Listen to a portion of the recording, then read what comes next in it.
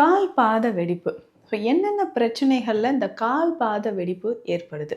So இந்த cracks அப்படின்னு சொல்கிறோம் இல்லைங்களா? நம்ம உடல்ல ஒரு ட்ரைனஸ் அதிகமாகும் பொழுது, வறட்சித்தன்மை அதிகமாகும் பொழுது, கால் பாதங்கள்லேயும் அதிகமான ஒரு ட்ரைனஸ் ஏற்படும். பெரும்பாலும் நிறைய பேருக்கு பார்த்தோம்னா, இந்த உள்ளங்கை, உள்ளங்கால்ல மட்டும் ரொம்ப ட்ரைனஸ் இருக்கும். அதுவும் இந்த கையோட விரல்கள், தம்ப் ஃபிங்கர், இந்த இண்டெக்ஸ் ஃபிங்கர்லாம் பார்த்தோம்னா, கரெக்டாக வெளிப்பக்கமாக ஒரு அரிப்பு இருந்துக்கிட்டே இருக்கும். பல வருஷமாக இந்த பிரச்சனை இருக்குங்க. அரிப்பு எடுக்கும், அப்படியே பிளாக் கலரில் எனக்கு ஸ்ப்ரெட் ஆகும்.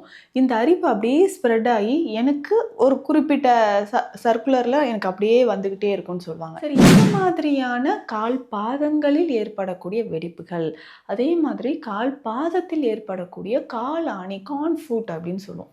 ஸோ இந்த கால் ஆணியை நம்ம எப்படி சரி செய்யலாம்? ஸோ ஆரம்பத்திலேயே ஸ்டார்டிங்லேயே இந்த கால் பாதத்தில் இருக்கக்கூடிய இந்த கால் ஆணி பிரச்சனையை நம்ம சரி செய்கிறதுக்கு ரொம்ப ரொம்ப எளிமையான வழிமுறைகள் எல்லாத்தையும் நல்லா மிக்ஸ் பண்ணிவிட்டு இந்த எண்ணெயில் போட்டு நம்ம தைலமாக காய்ச்சணும்.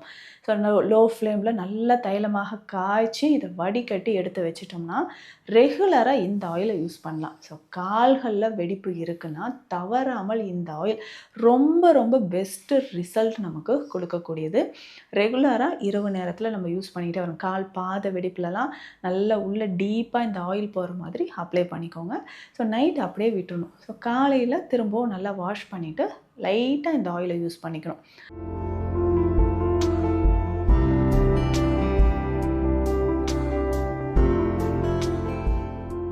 வணக்கம், நான் டாக்டர் நித்யா, சித்தா ஃபிசிஷியன். நம்மளோட clinic Theekshalim Siddha health care, Adambakkam, Chennai. கால் பாத வெடிப்பு. ஸோ என்னென்ன பிரச்சனைகளில் இந்த கால் பாத வெடிப்பு ஏற்படுது? ஸோ இந்த கிராக்ஸ் அப்படின்னு சொல்கிறோம் இல்லைங்களா? நம்ம உடலில் ஒரு ட்ரைனஸ் அதிகமாகும் பொழுது, வறட்சித்தன்மை அதிகமாகும் பொழுது, கால் பாதங்கள்லேயும் அதிகமான ஒரு ட்ரைனஸ் ஏற்படுது.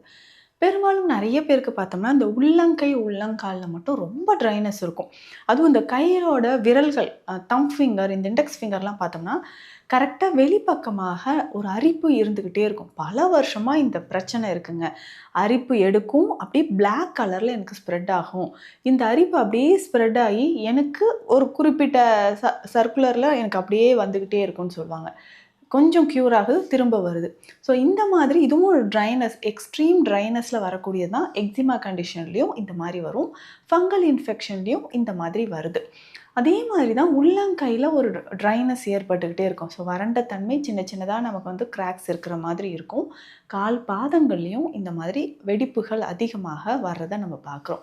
முக்கியமாக இந்த குதிகால் பகுதியில் வெடிப்பு வந்து காலை தரையிலே ஊன முடியாதவங்க கூட நம்மக்கிட்ட வந்திருக்காங்க. ட்ரீட்மெண்ட்டுக்கு வரும்போது காலை வந்து தரையிலேயே ஊன முடியலங்க அப்படின்னு சொல்லிட்டு ரொம்ப தாங்கி தாங்கி நடந்துட்டு வருவாங்க. ஸோ சிகிச்சைகள் எடுக்கும்பொழுது அந்த வெடிப்புகள் நமக்கு நல்லா குறைய ஆரம்பிக்கும். ரீசன் என்ன? ரொம்ப நேரம் நின்றுக்கிட்டே ஒர்க் பண்ணுறவங்களுக்கு கால் பாத வெடிப்பு வரலாம். எக்ஸஸ் ட்ரைனஸ், உடலில் அதிகமான வறட்சித்தன்மை இருக்கிறவங்களுக்கு கால் பாதங்களில் வெடிப்புகள் ஏற்படலாம். ரொம்ப நேரம் தண்ணியில் நின்றுட்டுருக்குறோம், இல்லை கெமிக்கல்ஸ், டிட்டர்ஜென்ட் இந்த மாதிரி நம்ம யூஸ் பண்ணிக்கிட்டே இருக்கோம், அதுலேயே கால் பாதங்களை வச்சிட்ருக்கிறோனாலும் வெடிப்புகள் வரலாம். அனிமியா அப்படின்னு சொல்லக்கூடிய இரத்த சோகை பிரச்சனை. இந்த அனிமியான்னு சொல்லக்கூடிய இரத்த சோகை இருக்கிறவங்களுக்கு பொதுவாகவே ஒரு ட்ரைனஸ் உடலில் இருக்கும். அதே மாதிரி கால் பாதங்கள்லேயும் அதிகமான ட்ரைனஸ் ஏற்படுறத நம்ம பார்க்குறோம். சரி, இந்த மாதிரியான கால் பாதங்களில் ஏற்படக்கூடிய வெடிப்புகள், அதே மாதிரி கால் பாதத்தில் ஏற்படக்கூடிய கால் ஆணி, கான் ஃபுட் அப்படின்னு சொல்லுவோம்.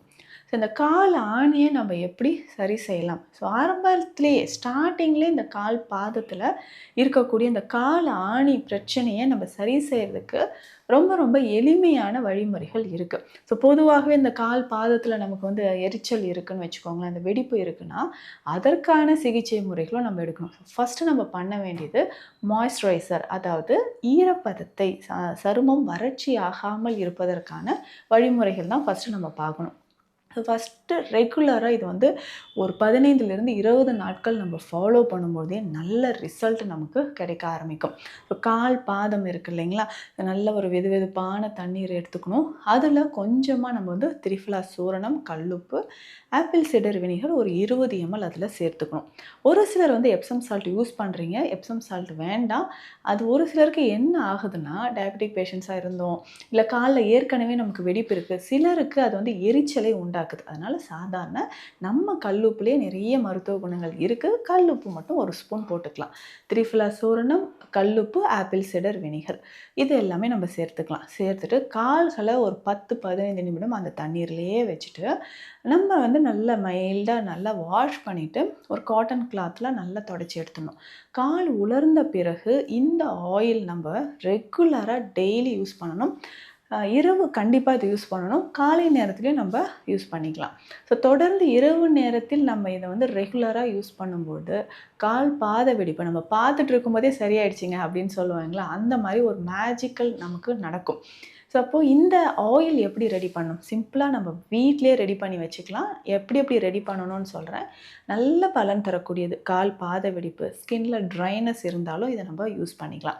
சரி, இதற்கு என்னென்ன தேவை அப்படின்னா விளக்கெண்ணெய். ஸோ விளக்கெண்ணெய் வந்து நமக்கு தேவைப்படுது. 100 ml விளக்கெண்ணெய், 200 ml தேங்காய் எண்ணெய். ஸோ இந்த 2 ஆயிலும் நம்ம எடுத்து வச்சுக்கணும். இதில் என்னென்ன மூலிகைகள் சேர்க்கணுன்றதும் நான் சொல்கிறேன். ஃபஸ்ட்டு மருதாணி. ஸோ எல்லா இலைகளுமே வந்து தோராயமான ஒரு அளவு எடுத்தால் போதும். சரிங்களா? ஒரு சின்ன ஒரு நெல்லிக்காய் அளவுக்கு நம்ம எடுத்துக்கிட்டால் கூட போதும். ஸோ ஒவ்வொரு மூலிகையும் நெல்லிக்காய் அளவோ இல்லை 2 நெல்லிக்காய் அளவோ நம்ம எடுத்துக்கலாம். ஸோ மருதாணியை நல்லா அரைச்சி அந்த அளவுக்கு எடுத்து வச்சிடணும். அதுக்கு அடுத்தது குப்பை மேனி இலைகள். நம்ம நிறைய சாலையோரங்களில் வீட்டு பகுதியில் கூட நிறைய நம்ம பார்த்துருப்போம். குப்பை மேனி இலைகள் இதையும் அரைச்சி எடுத்துக்கணும். அம்மான் பச்சரிசி அப்படின்னு சொல்லக்கூடிய மூலிகை இது வந்து நிறைய இடங்களில் கிடைக்கும், பார்த்துருப்பீங்க.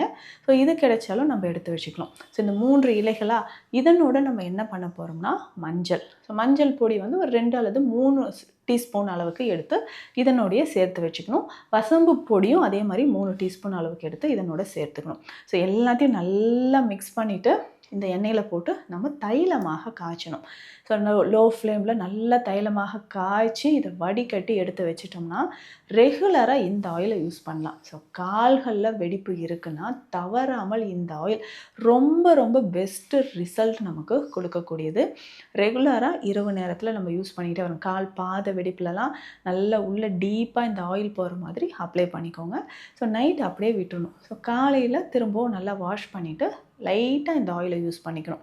ஸோ இந்த ஆயில் எப்போவுமே காலில் லைட்டாக இருக்கணும். ரொம்பவும் அப்ளை பண்ணிட்டா வாக் பண்ணும்போது நமக்கு வழுக்கி விழறதுக்கு வாய்ப்பு இருக்குது. அதனால் பகல் நேரங்களில் கொஞ்சம் கேர்ஃபுல்லாக யூஸ் பண்ணிக்கணும்.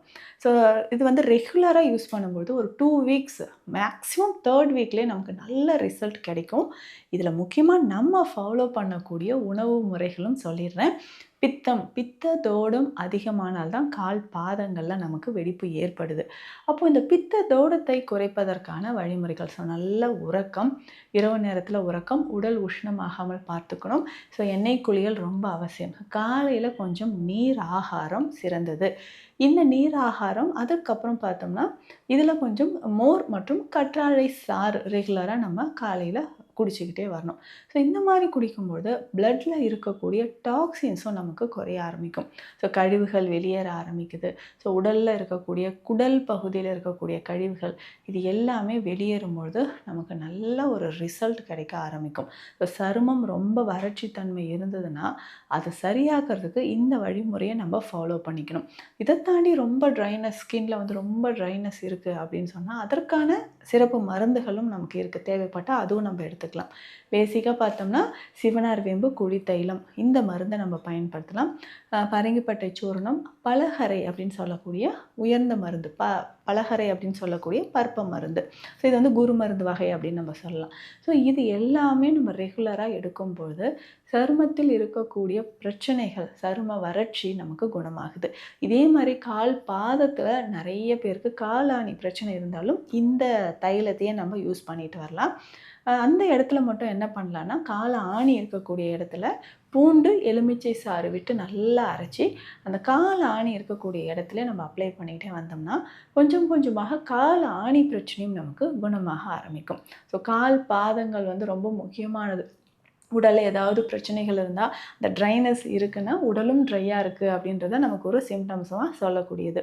ஸோ இந்த மாதிரி நம்ம இந்த தைல வகை மருந்து முறைகளை ஃபாலோ பண்ணும்போது கால் பாத வெடிப்புகள் சீக்கிரமாக நமக்கு குணமாகும். உங்களுக்கு இது தொடர்பான மருத்துவ ஆலோசனைகளுக்கு ஸ்க்ரீனில் இருக்கிற நம்பருக்கு கான்டாக்ட் பண்ணுங்கள். நன்றி.